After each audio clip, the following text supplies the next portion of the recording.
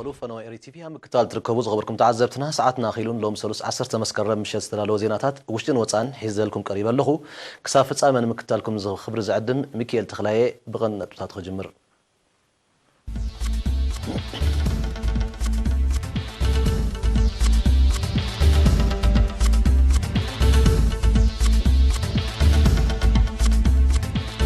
أبركتوا برحو كبابيتا زلوا دكان السيواب مدبات لمعات معباي سرحة كم زلوا تحبيرهم مول استزرق حجنزب نمملاس ترى مع موايلن ممحدارن كعبي متحساس بقريبهم أبنو زوبا دوب دنكا ليا ما تطاون تفتات تخيلوا سمين كوريا ميسايل ويون روكيت خون كم زخيل استجمت تتقاسي كم زفتنا تتجليتهم أمريكا بدعد تركي قد أخذت النع مدب كم زلوها بوقع عفليتا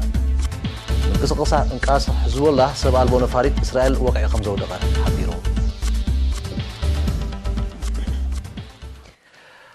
أب روح كبابيتا زركبا دقانستيو أب كبابينا بزعما مزلو مدبات لمعات زغبرو تساتفو نمبراخ قدامنا توهيبو يسرحالو كم زلو بريزيدنت حماده وزيرو تخا تسفا ميكائيل حبيران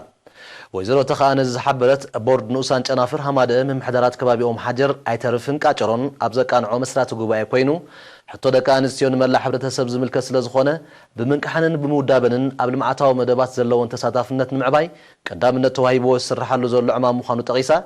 أبتن من محدرات كبابي استخايدة قبائه مرأيا نايتينا برحو كبابي تاز طمته بوليسي مخانو قليتام زكاية زلو مدب باب محبر زطرنا فادكا انستيو بموداب باب كل زوطون مدبات نطف سوتافي كمزهل لونن تربحدنتن اب تكالات محبر واقل قلوت معباين مخانو زحبرت حلافيت هماده زوبا قاشباركا ويزرو يحدقا يوهانس وداب دكا انستيو محيال درع مدبات المعاس لزخونه كساب عدتات زورد أولا دبا كمستات آتاتوه بمبره اتمدب اب كالوت من محدرات كبابون كتكبر مخانو عرديام حلافيت هماده نوزوبا قولج ويزرو سنايت تغلب وغنا أولا دبا دكا نسيو كساب من محدرات كبابن عدتاتن أبو جلتاتن نوسان جنافرن كمزتر نفاب نمقبار زكاية زلو صعري وتاوصيت يركبو كمزلو بمقلاس أبتنو الزباب استخايده ناي موداب عمام قصر نايتن أب محبر استطر نفا دكا نسيو بمعبايو ناب درجة مقام بورد كباسحا كمزبقا حبيران أب معدلات كباباي ترف هم حجرن قاچرون لعل 3 شحاب محبر استطرنا فادق انسيو كم زلوها سندات هماده يملكتو أب نوزوبا قولج قطباو من ناورو زيغاتات ممحياش بمدب هوللان نوس لقاحن زقبر تسعاري نخعوت ببقزيو استزرق حلقاح أب مملاسو ترى عماويلن ممحدار كبابن كعبي كم زقبا أب نوزوبا زنطفا أكلات منيسرتات أب محدرت كبابن عبيت عدن أب استساتفو ركب متحساسة بقريبو حلافي مدب هوللان نوس لقحن زوبات سني أتو تدس مبراتو نتفتات مدب هوللان نوس لقحن انفر قولج أقل لوت كاب جمرولو شحن شعاتن 209 كساب كلتشان 10 شعاتن أبزر له جزي 10 شعاتن شحتة تكمتي 310 مليون نعفا كم استزرقحن أبقو طبا من نبابرو عماويل لعلا السواصو كم زقبرن تقيسو زاقيت 10 مليون نعفا زي تمل سعادة تلك حتى سلزلو نمملاسو عماويل قديتا كتقبرو ممعدارات دما متحبارن كزايدات صويعون نتفتات مدبو هلالان نوس لقحن تحد درجة من نبابرو زلوهم زيقاتات أب قربهم بتحد متن ولد ناي لقح عدل كراخيبهم قطباو من نبابروهم زي ما حيشلو بايتان مفتر عماويل سلقحو ناي مملاس لمد خطريو بملباو دما أتو دادسة قصري عماويل كاب جزينا بجزينا وصغي خيد بمهلا وزوابا قلقلوت معباي يسرحالو كم زلو حبيرهم أما حدارين الزوبا قولجات ودسي زري ميكائيل بوغنو عماويل استلقحو غنزب أبقبو معلو كوعلوان لقحوم أبوانو مزي ملسون خالو تربحتن نتفتات تتكالن زهاس مخانو كغنزبون بمتحساب من محدار رابطو قداياد لاي متحبار كم زقبرار رقاقيتو مدبو هلالان نوس لقحان زوبات تسني ننوسان زوباتات تسني قولج هايكوتان فورتو سوان يقلقل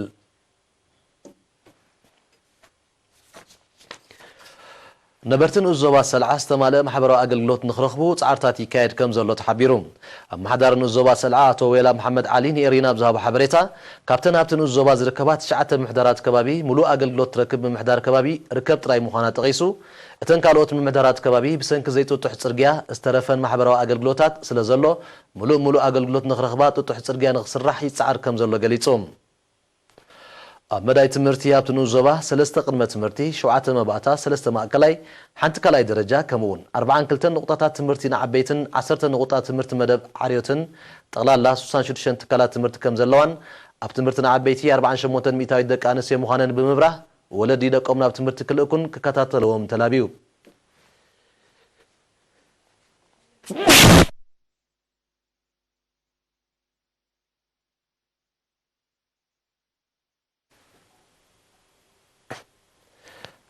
محدرات كبابي صروي ستماي زرخبا مخانن بمحبار دما بكل محدرات كبابي اغلغلوت صروي ستماي كمالا مصنعتي كايد مهلا وارديو ابتنو زبا حنت ماكل طعنان كلته مدبرات طعنان ام نطوف اغلغلوت كم زركبا زتقساتو ويلا تنقساقس تليفونن الكتريسيتن نموداد مس زملكتوم اكلات اب مردا كم زركبا نصيروم نوزبا سلعه كابا قردت نشنخ سمين 271 كيلومتر ريقه تركب حنتي كاب 16 اوسان زواتات زوبا غاش باركام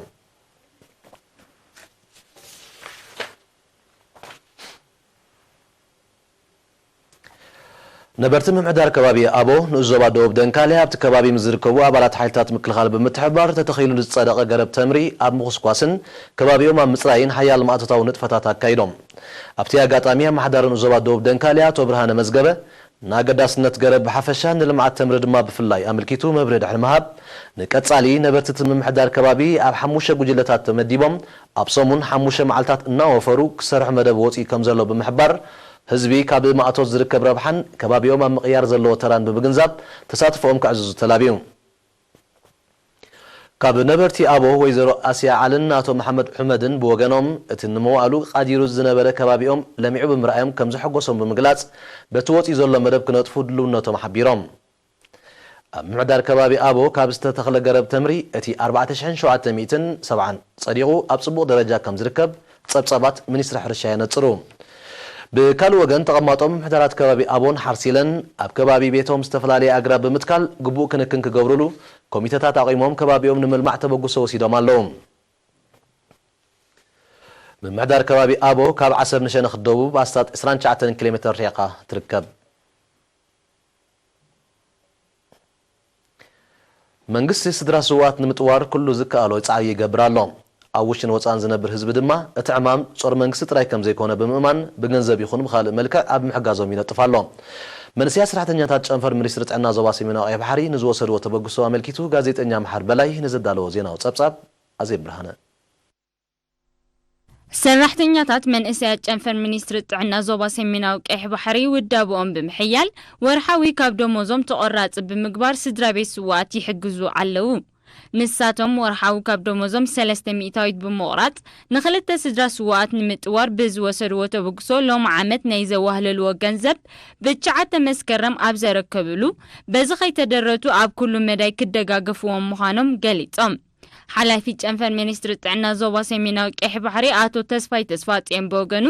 እቶም መንእሰያት ሰኸም ህዝብን መንግስትን ሰኸሞም ምዃኑ ተረዲኦም ዝወሰድዎ ሕልና ዝቕስን ሰናይ ተበግሶ መርኣያ ቅዱስ ባህለ ህዝቢ ኤርትራን ክብርታት ሰውሩን ምዃኑ ጠቒሱ ምሕጋዝ ስድራ ስዋት ንመንግስቲ ኸይተገድፈ ኩሉ ዜጋ ክስዕቦ ተላቢዩ ኣብ ጨንፈር ሚኒስትር ዕዮን ማሕበራዊ ድሕነትን ትዞባ ሓላፊ ኣሃዱ ማሕበራዊ ድሕነት አቶ እስማኤል ዑስማን ድማ መንእሰያት ሰራሕተኛታት ጨንፈር ሚኒስትር ጥዕና ዞባ ሰሜናዊ ቀይ ባሕሪ ዝገበርዎ ደገፍ ንሞራል ተን ስድራ ስዋት ክብዘብልን ንሕልና ዝቕስንን ብምዃኑ ክቕጽልን ክተባባዕን ዝግብኦም መደብ ከም ዝኾነ ብምሕባር ሚኒስትር ዕዮ ኣብ ጎኖም ኮይኑ ከም ዝሰርሕ ኣረጋጊጹ እተን ስድራ ስዋት ብግደአን ንምሕብሓበንን ምእላየንን ብመንግስትን ውልቀት ትካላትን ዝተወስደን ዝውሰድ ዘሎን ሰናይ ተግባር መርኣያ ክብርን ሓሌቱን ጀጋኑ ደቀም ምዃኑን መብፅዖኦም ዘይምዕባሮም ኩርዓት ከም ዝስምዐንን ብምሕባር ነቶም መንእሰያት ኣመስጊነን ኣብ ዞባ ሰሜናዊ ቀይ ባሕሪ ኣብ 12 ትካላት ብዝሰርሑ መንእሰያት ዝሕገዛ 75 ስድራ ስዋት ኣለዋ كبرات تخاتلتنا زسعب زيناتات هاجرات وصايو مسانا صنحو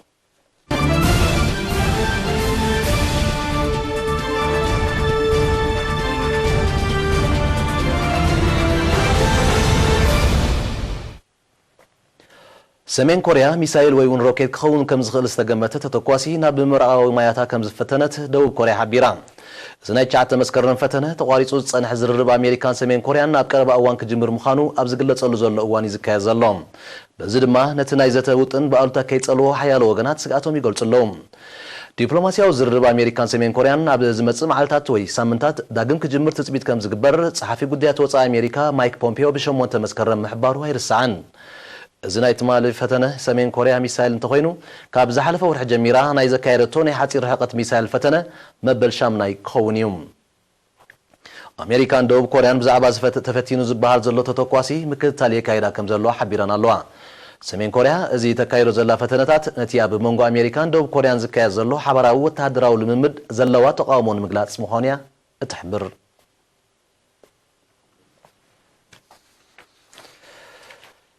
ምምሕዳር ፕሬዚደንት ዶናልድ ትራምፕ ብጉዳይ ሸመተ S-400 ዝተሰምሐ ጸረ ሚሳይል ሩስያ ኣብ ልዕሊ ቱርኪ ገዳ ከጽንዕ መደብ ከም ዘለዎ ጸሓፊ ግምጃ ኣሜሪካ ስቴቨን ሙኒሺን ብ9 መስከረም ኣፍሊጡ ይኹን እምበር ሚኒስተር ሙኒሺን እቲ ውጥን መዓዝ ተግባራዊ ከም ዝኸውን ኣይነጸረን ቱርኪ ጸረ ሚሳይል S-400 ኣብ ምድንፋዕ ወተሃደራዊ ዓቕማ ኣገዳሲ ምዃኑ ብምሕባር ካብ ኣሜሪካ ክመጻነ ዝጸንሐ ጸቕጥታት ዕሽብ ምባል ድሕሪ ዕዳጋ ኣብ መንጎ ክልቲአን ኣባላት ኪዳን ሰሜን ኣትላንቲክ ኔቶ ዝኾነ ሃገራት ዘይምቅዳው ተፈጢሩ ከም ዘሎ ጸብጻባት የረዱ ብሰንኪ እቲ ጉዳይ ኣሜሪካ ንቱርኪ ክትሸጠላ ወጢና ዝጸንሐት F-35 ዝዓይነተን ዘመናውያን ናይ ውግእ ነፈርቲ ከም ዝሰረዘቶ ይግለጽ ካልእ ኣማራጺታት ከም ዘለዋ ትሕብር ቱርኪ ኸኣ ንሸመተ ነፈርቲ ውግእ ብዝምልከት ምስ ሩስያ ዝርርብ ጀሚራ ከም ዘላ ሓቢራ ኣላ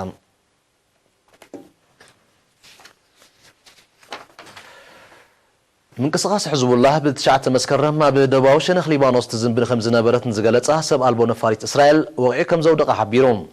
እስራኤል ኣብቲ ዝተጠቕሰ ከባቢ ነፋሪታ ከም ዝወደቐት እኳ እንተተኣመነት ተሃሪማ ከም ዘይኮነት ግን ገሊጻ ኣላ ምንቅስቃስ ሕዝቡላህ ክልል ኣየር ሊባኖስ ንዝጥሕሳ ነፈርቲ እስራኤል ክትጥቃዕ ምዃኑ ከጠንቅቕ ጸኒሑ እዩ እስራኤልን ምንቅስቃስ ሕዝቡላህን ኣብ መጀመርያ መዓልቲ ናይ ዝሒዝናያ ዘለና ወርሒ ምልዋጥ መጥቃዕቲ ከቢድ ብረት ድሕሪ ምክያዶም ኣብ መንጎኦም ጸንሐ ወተሃደራዊ ወጥሪ መሊሱ ከም ዝኸረረ ጸብጻባት ይጠቕሱ ክልቲኦም ወገናት ኣብ 2006 ልዕሊ ሓደ ወርሒ ዝቐጸለ ውግእ ከም ዘካየዱ ይዝከር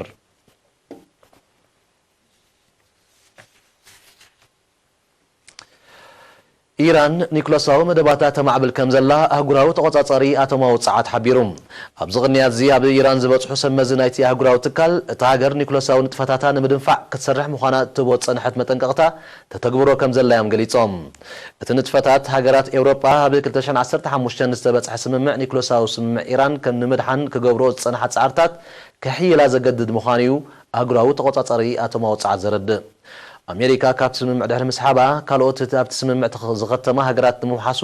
ከም ዝድለ ይሰርሓ ከም ዘየለዋያ ኢራን ክትወክል ጸኒሓ እቲ ሃገር ድሮ ንመጠን ፍርያት ዩራኒየም ከም ዝወሰኸትሉ ብምሕባር ነቲ ስምምዕ ንምድሓን ቅልጡፍ ስጉምቲ ምስ ዘይውሰድ ኒኮላሳዊ መደባታ ብዝለዓለ መልክዑ ከም ትቕጽሎ ኣጠንቂቓላ እቲ ኣብ 2015 ዝተበጽሐ ስምምዕ ኢራን ኒኮላሳዊ ንጥፈታት ከተጉድሎ ኣምሳያዩ ድማ ኣብ ልዕልያ ጸንዐ እገዳ ክለዓል ዝብል እዩ ነይሩ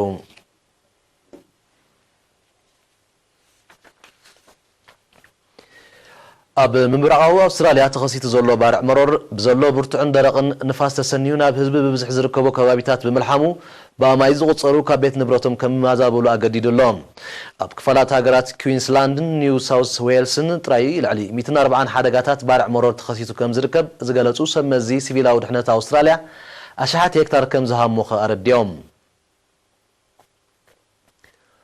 ብዓሰርተታት ዝቁፅር ኣባይቲ እውን ከም ዝዓነወ ተሓቢሩሎም ሓያሎ ካብቲ ባርዕ መሮር ደይመደይልካ ዝተበገሰ ክኸውን ዘለዎ ተኽእሎታት ልዑል ምዃኑ ዝገለጹ ሰመዚ መጥፋእቲ ሓዊ ኣውስትራልያ ምርመራታት የካይዱ ከም ዘለዎ ኣፍሊጦም እቶም ሰመዚ ኣብ መግለጺኦም ብውሕዱ ክልተ ካብቲ ተኸሲቱ ዘሎ ባርዕ ብትሕቲ ዕድመ ቆልዑ ከም ተበገሰ ከም ተረጋገጸ ብምምልካት ዜጋታት ባርዕ ዘውርዱ ዕንወት ተገንዚቦም ደቆም ክመኽሩ ሓቢሮም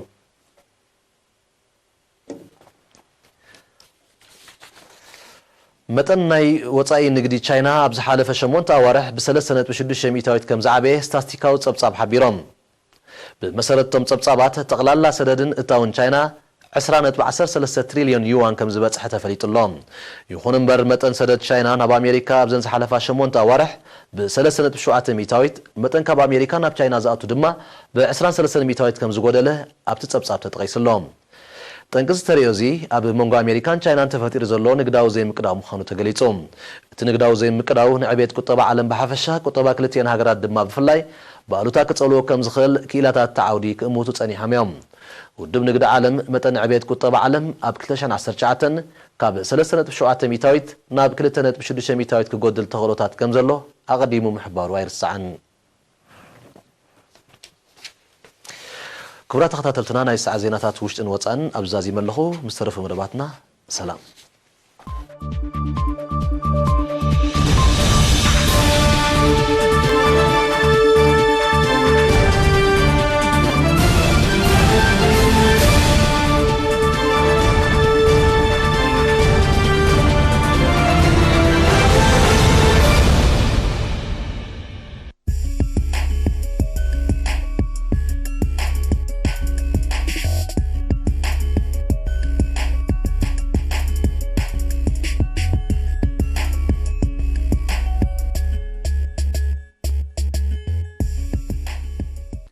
سلام كم يصيحكم كبرات عزبت علتاو زينا سبورت انه زينا زغرب لكم ميكائيل حدكم ኤርትራው ተቀዳዳማይ ደቡብ አፍሪካዊት ክለብ ዳይሜንሽን ዳታ አማኑኤል ገብረ እግዚአብሔር ዝሳትፎ ዘሎ ቮልታ ስጳኛ ትማልሶኒ ኣብ ዝቐፀለሉ አማኑኤል ሻምናይ ደረጃ ሒዙ ንውድድሩ ፈጺሙ እዛ መድረኽ መበል 16 ኮይና 144 ኪሎ ሜትር ዝርሕቀታን ተረርቲ ዓቐብታት ዝተኣንገደላን ብምንባራ ንደናጉ ተቀዳደምቲ ፈቲና ዴንማርካዊ ተቀዳዳማይ ክለብ ኣስታና ጃኮብ ፉልሳንግ ነዛ መድረኽ ኣብ ልዕሊ መወዳድርቱ ሰፊሕ ናይ ጋግ ፍልይ ኣንፂፉ ዝተዓወተ ተቀዳዳማይ እዚ ተቀዳዳማይ ንውድድሩ ብ4 ሰዓትን 1 ደቂቃን 22 ካይትን ክዛዝሞ ከሎ ካልኣይ እንግሊዛዊ ተቀዳዳማይ ክለብ ኢኖስ ታኦ ሃርት 22 ካልእ ድሒሩ ሳልሳይ ከዓ ወዲ ክለቡ ንፉልሳንግ ስፓኛዊ ሊዮን ሉዊስ ሳንቼዝ 40 ካሊት ብምድሓር ንውድድሮም ዝፈጸሙ ተቀዳደምቲ ክኾኑ ዝኽኣሉ እዮም አማኑኤል ገብረ እግዚአብሔር ካብ ዕውት ናይዛ መድረኽ 2 ደቂቃን 21 ካይትን ብምድሓር ሻምናይ ደረጃ ብምሓዝ ኣብ ናይ ሎሚ ዓመት ቮልታ ስጳኛ ንካልኣይ ግዜኡ ምስ ብሉጻት 10 ተቀዳደምቲ ኮይኑ ናይ መድረኽ ውድድሩ ክፍጽም ዝኻለ ኤርትራዊ ተቀዳዳማይ ኮይኑሎም ናይ ሎሚ ዓመት ቮልታ ስጳኛ ስሎቬንያዊ ተቀዳዳማይ ጃምቦ ቪዝማ ፕሪሞዝ ሮጅሊች ብ62 ሰዓታትን 17 ደቂቃን 52 ካይትን ዝመርሑ ዘሎ እዩ ስጳኛዊ አሌኻንድሮ ቫልቨርደ 2 ደቂቃን 48 ካይትን ድሒሩ ካልኣይ ስሎቬንያዊ ታደጂ ቦካካር 3 ደቂቃን 42 ካይትን ድሒሩ ሳልሳይ ደረጃ ብምሓዝ ዝኽተሉ ዘለዉ ተቀዳደምቲ ክኾኑ አማኑኤል ካብ መራሒ ናይ ዝውድድር 38 ደቂቃን 3 ካይትን ድሒሩ መበል 21 ደረጃ ሒዙሎም ኣብ ናይ ነጥቢ ሮጅሊች መራሒ ዘሎ ክኸውን ኣብ ናይ ብሉጽ መንእሰይ ታደጅ ኣብ ቅድሚት ዝተሰርዐ እዩ አማኑኤል ካብ ዝውድድር ኣብ ሻውዓይ ተርታ ተቐሚጡ ይስዕብ ኣብ ናይ ዓቐበት ፈረንሳዊ ጊዮፍሪ ቦካርዳ አንበሳ ዓቐበት ኮይኑ ይቕልስ ኣሎ ብጋንታ ከዓ ሙቪ ስታር ትመርሕ ዘላ ክለብ እያ ክረምታዊ ውድድር ስፖርት ኩዕሶ እግሪ ህጻናት ዞባ ማእከል ትማልሶኒ ኣብ ሰዓታት ቅድሚ ቀትሪ ብናይ ፍርቂ ፍጻመ ግጥማት ኣብ ሜዳታት ማዓስከር ደንደንን ቤት ትምህርቲ ካልኣይ ደረጃ ቀይሕ ባሕርን ቀፂሉ ነይሮም ኣብ ክልዕድ ማዓሶቶ 2-13 ናይ ደቂ ኣንስትዮ ጋንታታት ጎዳይፍ ኣንጻር ጋላ ነፍሒ ከምኡ ከዓ ኣኽሪ ኣንጻር ቲራቮሎ ንፍጻመ መናሓለፈ ፀወታ ኣካይደን ኣብቲ ሓያል ቅልስ ዝተራእየሉ ግጥማት ድማ ጎዳይፍ ንጋላ ነፍሒ 2-0 ብምርታዕ ናብ ግጥም ፍጻመ ምሕላፍ ኣረጋጊፆም ኣብ ካልእ ግጥም ፍርቂ ፍጻመ ድማ ቲራቮሎን መጋጥምቲ ኣኽሪያ ብገፊሕ 3-0 ረቲዓታ በዚ መሰረት ድማ ግጥም ፍጻመ ጋንታታት ጎዳይፍን ቲራቮሎን ክራኸባን ከሎ ጋንታታት ኣኽሪያን ጋላ ነፍሒን ድማ ንደረጃ ክራኸበን ኣብ ተመሳሳሊ ዕድመ ደቂ ተባዕትዮ ጎዳይፍ ኣንጻር ቲራቮሎ ፓራዲዞ ኣንጻር ጸጸራት ናብ ግጥም ፍጻመ መናሓለፈ ዝውስን ፀወተን ኣካይደን ብደቂ ኣንስትዮ ብደቂ ተባዕትዮ ደሊላ ዘቕረበት ጎዳይፍ ኣብ ልዕሊ መጋጥምታ ቲራቮሎ ብቐሊል 2-0 ተዓዊታ ኣብ ካልእ ፀወታ ፍርቂ ፍጻመ ድማ ፓራዲዞ ጸጸራትን እየን ተጻዊተን ምዱብ ፀወታ 1-1 ስለዝተዛዘመ መፍለይ ኣብ ዝተገብረ ፍጹም ቅላዕ ፓራዲዞ ኣብ ልዕሊ መጋጥምታ ጸጸራት 4-3 ብምዕዋት ናብ ዝቕጽል ግጥም ፍጻመ ኣንጻር ጎዳይፍ ክትጻወት በቂዓላ ብመጋጥምተን ስዕረት ዝገጠመን ጸጸራትን ቲራቮሎን ድማ ንደረጃ ክትጻወተን ኣብ ክልዕድ ማዕሶቶ 4-15 ፀወታታት ደቂ ኣንስትዮ ማይ ተመናይ ኣባ ሻውል ጎዳይፍ ቲራቮሎ 4 ንዋንጫ መናሓልፍ ኣብ ዘካየዶ ፀወታ ማይ ተመናይ ንኣባ ሻውል 2-0 ከምኡ ከዓ ጎዳይፍ ንቲራቮሎ 2-0 ብምስዓር ማይ ተመናይ ጎዳይፍ ንዋንጫ ክበፅሓ ኣባ ሻውል ቲራቮሎ ድማ ንደረጃ ክራኸበን ተመሳሳሊ ዕድመ ደቂ ተባዕትዮ ኣኽሪያ ገጀረትን ጸጸራትን ቲራቮሎ ናብ ዋንጫ መናሓልፈም ኣብ ዘካየዶ ፀወታ ድማ ኣኽሪያን ገጀረት 1-0 ከምኡ ድማ ቲራቮሎ ንጸጸራት 2-1 ብምርታዕ ኣኽሪያን ቲራቮሎ ንዋንጫ ክበፅሓ ጸጸራትን ገጀረትን ንደረጃ ክጋጠማን ኣብ ከተማ ደቀ ምሓረ ንሰለስተ ኣዋርሕ ዝተኻየደ ውድድር ቢልያርዶ ተዛዚሞም መንጎ 64 ተወዳደርቲ ንሰለስተ ኣዋርሕ ኣብ ፋሚሊ ፋስት ፉድ ክካየድ ዝጸንሐ ውድድር ብሰንበት ዝተኻየደ ናይ መዛዘሚ ፀወታ ንደረጃ ዝተጻወቱ ስቲፋኖስ መሓርዝግን ዕቑባይ ገብረስላሴን ክኾኑ ከለዉ ስቲፋኖስ ንመሓርዝጊ 2-0 ተዓዊቱሉ ንዋንጫ ዝቐረቡ ድማ የማን ኣብርሃን ታደሰ ሓጎሱን እዮም እቶም ብዙሓት ኣፍቀርቲ ቢልያርዶ ክከታተሎ ዝኸረሙ ፀወታ ብዓወት የማነ 2-0 ተዛዚሞም ኣብቲ ናይ መዛዘሚ ፀወታ ማሕዳር ንኡስ ዞባ ደቀ ምሓረ ኣቶ የማነ ኣበራን ወደብቲ ፀወታ ድሕሪ ምስጋን ቢልያርዶ ኣብ ከተማ ደቀ ምሓረ ጽቡቕ ሰረት ከም ዘለዎ ድሕሪ ምግንዛብ ከምቲ ካልእ ዓይነት ስፖርት ብደረጃ ምምሕዳር ከባቢ ተወዲቡ ክቕርብን ዘድሊ ሓገዛት ክግበረሉን ምዃኑ ሓቢሩ ሓላፊ ኮሚሽን ስፖርት ንኡስ ዞባ ደቀ ምሓረ ኣቶ ኪዳነ ብወገኑ ቢልያርዶ ካብ ዓይነታት ስፖርት እዩ ድሕሪ ምባል ኣብ ዝቕፅል ዓመት ኮሚሽን ስፖርት ዘድሊ ዘበለ ምትብዓት ከም ዝገብረሉ ቃላት እዩ ተወዳደርቲ ኣብ መዛዘሚ ንዝተዳለወሎም ሽልማት ካብ ዝተፈላለዩ ሓለፍቲ ተቐቢሎም ክቡራት ተዓዘብቲ ዕለታዊ ዜና ስፖርት ኣብዚ ፍጸም ሰላም